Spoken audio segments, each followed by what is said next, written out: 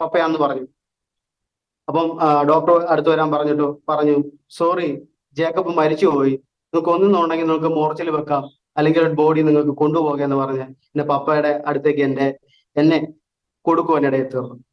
ആ ഒരു അവസ്ഥ വല്ലാത്തൊരു ഒരു ഒരു ഒരു നമുക്ക്, കാരണം ആ ഒരു നിമിഷത്തിലെ എല്ലാം അസ്തമിക്കുവാനിടയിൽ തീർന്നു. ആ ഒരു നിമിഷത്തിൽ എല്ലാം അസ്തമിക്കുവാനിടയിൽ തീർന്നു.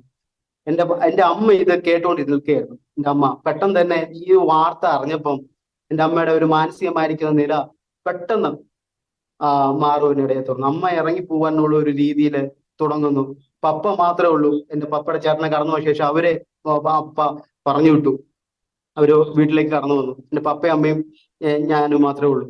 ഈ ഒരു അവസ്ഥ അറിഞ്ഞപ്പോഴത്തേക്കും അമ്മ ഇങ്ങനെ ഇറങ്ങിപ്പോകാൻ തുടങ്ങുന്നു. പപ്പ മാത്രമേ ഉള്ളൂ ഇരിക്കാൻ. പപ്പയെ ആരും ആശ്വസിപ്പെടുത്താൻ ആരുമില്ല. അവിടെ നോക്കുമ്പോ അവിടെ